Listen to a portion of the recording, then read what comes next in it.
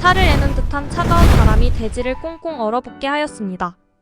희미한 가로등 아래에 바구니를 든 작은 소녀가 걷고 있었습니다. 소녀는 모자나 두 건도 없이 펑펑 흩날리는 한방눈을 맨 머리로 고스란히 맞았습니다. 또 앞이 훤하게 뚫린 슬리퍼를 맨발로 신고 있었습니다. 그때였습니다.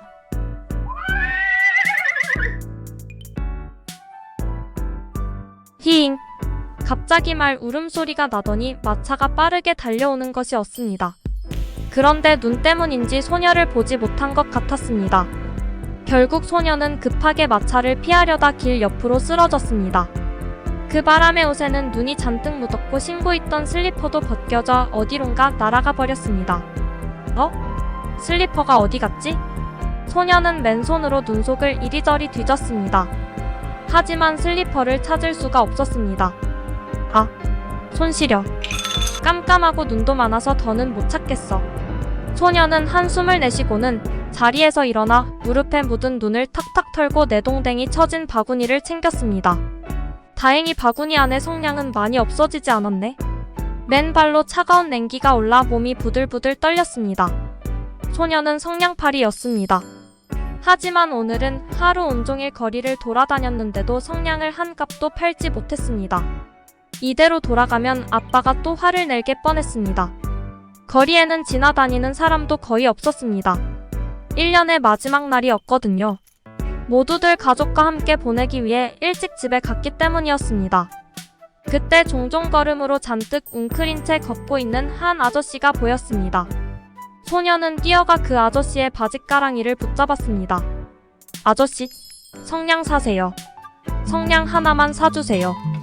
깜짝 놀란 아저씨가 버럭 소리를 질렀습니다. 아니, 너 누구야? 이거 놓지 못해? 아저씨, 제발 성냥 하나만 사주세요. 야, 이거 안 나? 아저씨가 짜증을 내며 소녀의 머리를 마구 때렸습니다. 한참을 맞고 있는데 어디선가 한 아저씨가 나타나 말렸습니다. 그만하시지요. 성냥 하나만 팔아주라고 한 것뿐인데 너무 심하지 않소? 그렇다고 이렇게 진드기처럼 달려들면 안 되지요. 아저씨가 겨우 둘을 띄워놓고 진정을 시켰습니다. 자, 아저씨는 그만 진정하시고 너도 이제 그만하려무나. 그제서야 아저씨는 침을 탁 뱉으며 가버렸습니다. 에이, 재수옴 붙었구만. 소녀가 눈물이 그렁그렁해져 울먹였습니다. 저 이거 성냥 팔아야 되는데. 애야, 이제 그만 하루무나 다친 데는 없니? 네. 아저씨는 안심이 된 듯 소녀의 어깨를 다독였습니다. 그래, 다행이다. 그럼 나는 일이 있어 그만 가야 되겠구나. 멀리 사라지는 아저씨의 뒷모습을 보며 소녀는 하염없이 울었습니다. 거리의 창문에서는 밝고 따뜻한 빛이 새어나왔습니다. 맛있는 냄새도 풍겨왔습니다. 소녀는 너무 추워서 온몸이 부들부들 떨렸습니다. 또 하루 종일 먹지 못해서 당장 쓰러질 것 같았습니다. 소녀는 어떤 집의 창문 아래에 웅크리고 앉았습니다. 밖으로 튀어나온 처마 때문에 쏟아지는 눈은 피할 수 있었습니다. 하지만 차디찬 바람까지는 막아주지 못했습니다.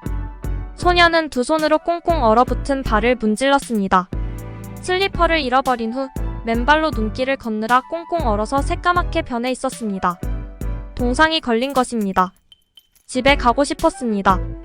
집도 춥지만 맨발로 눈길을 걷는 것보단 나았으니까요.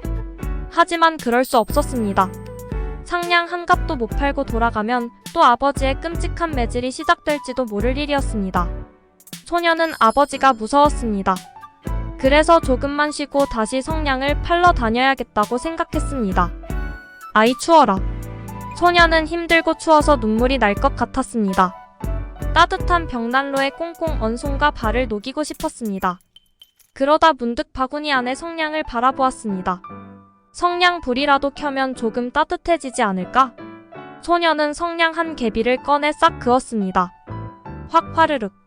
소녀는 빨간 성냥불을 들고 있자니 따스해지는 것 같았습니다. 그래서 살그머니 성냥불을 발로 가져갔습니다. 발을 녹여야 했으니까요. 하지만 성냥불은 금방 꺼져버리고 말았습니다. 아까워라. 한 개비만 더 붙여볼까? 소녀는 성냥을 한 개비 더 그었습니다. 성냥개비에 불이 붙자 사방은 다시 환해졌습니다. 그런데 신기한 일이 일어났습니다. 성냥불의 어둠이 물러나자 벽난로가 활활 타고 있는 방이 나타난 것입니다. 방에는 하얀 식탁보가 깔린 테이블이 있었고 테이블 위에는 반짝반짝 빛나는 그릇들이 놓여져 있었습니다. 또 그 그릇에는 김이 모락모락 올라오고 있는 음식들이 가득 들어 있었습니다. 아, 맛있겠다. 맛있게 구워진 거위고기도 있었습니다. 소녀는 침을 꿀꺽 삼키며 거위고기를 향해 손을 뻗었습니다. 하지만 고기에 손이 닿기도 전에 성냥불이 꺼지자 방도 식탁도 그릇도 음식도 사라지고 말았습니다. 소녀는 또 성냥에 불을 붙였습니다. 그러자 반짝반짝 빛나는 크리스마스 트리가 나타났습니다. 얼마 전 창문 너머로 본 트리보다 더 큰 것 같아. 크리스마스 트리 아래에는 알록달록한 색종이와 커다란 리본으로 예쁘게 포장된 선물들이 가득 있었습니다. 소녀는 선물을 잡으려고 손을 뻗었습니다. 다음 순간 성냥불이 꺼지면서 크리스마스 트리와 선물도 어둠 뒤로 숨어버렸습니다. 그런데 크리스마스 트리 맨 위에서 반짝반짝 빛을 내던 별이 사라지지 않고 하늘로 올라갔습니다. 그러더니 긴 꼬리를 끌면서 산 너머로 떨어져 버렸습니다. 앗! 누가 금방 죽을 모양이네. 할머니가 누가 죽기 전 별이 떨어진다 했는데. 소녀는 다시 성냥에 불을 붙였습니다. 주위가 또 환히 밝아졌습니다. 그리고 그 빛 속에서 누군가가 나타났습니다. 앗! 할머니! 돌아가신 할머니였습니다. 소녀는 소리쳤습니다. 할머니! 성냥불이 꺼지면 할머니도 금방 사라질 거죠? 난로랑 거위고기랑 크리스마스 트리처럼 말이에요. 할머니는 환하게 미소 짓고 있었습니다. 성냥이 꺼지자 다급하게 소녀는 또 성냥을 켰습니다. 그리고 할머니에게 말했습니다. 할머니 곁에 가고 싶어요. 그러자 놀란 할머니가 소리쳤습니다. 안 돼. 넌 여기에 오면 안 돼. 소녀는 점점 지쳐 옆으로 스르륵 쓰러졌습니다. 잠이 왔습니다. 그때 누군가 소녀를 흔들며 깨웠습니다.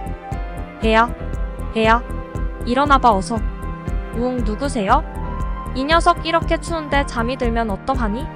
얼어 죽으려고. 아까 몸싸움을 말려주던 아저씨였습니다. 아저씨, 어서 우리 집으로 가자. 네가 자꾸 마음에 걸려 다시 와봤다.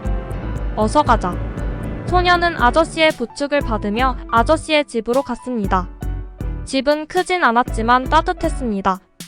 소녀의 몸이 녹아 괜찮아지자 아저씨는 따뜻한 음식을 차려 소녀를 먹여주었습니다. 소녀는 배도 부르고 몸도 괜찮아졌습니다. 소녀로부터 소녀의 사정을 다 들은 아저씨가 제안을 했습니다. 너 아까 보니까 성냥 팔 때 전력을 다하던데 그러지 말고 나와 함께 다른 걸 해보지 않을래? 다른 거요? 응, 다른 거. 어떤? 응, 인형 눈깔 붙이기인데 열심히 하면 1년에 집 한 채 살 수 있어. 헉, 1년에 집 한 채요? 응, 근데 진짜 열심히 해야 돼. 저 무조건 할래요. 근데 조건이 있어. 뭔데요? 1초에 10개 이상 붙여야 돼. 그리고 잠을 4시간만 자고 쉬면 안 돼. 캑 말도 안 돼요. 1초에 눈깔 10개를 어떻게 붙여요? 눈깔 1개 손으로 집으면 1초겠네. 그게 좀 힘들어 1초에 10개 붙이기가. 아저씨 사기꾼 아니에요? 아냐 하. 근데 만약 100명이 있다면 100명이 1초에 10개 붙일 수 있겠냐? 없겠냐? 그야 100명은 붙이고도 남죠. 그렇지 바로 그거야. 네가 성냥을 혼자 팔아봐야 하루에 몇 개나 팔겠니? 이젠 사람을 끌어모아야 돼. 너와 내가 피라미드매니의 꼭대기가 되고 아래로 사람을 끌어모으자. 1년에 집 한 채 살 수 있다고 하면 사람들이 우르르 몰려들 거야. 잠시 소녀가 생각하더니 금방 피라미드 방식을 알아먹었습니다. 아, 그러겠어요. 이거 돈이 되겠어요. 근데 분명히 우리가 피라미드맨 꼭대기인 거죠?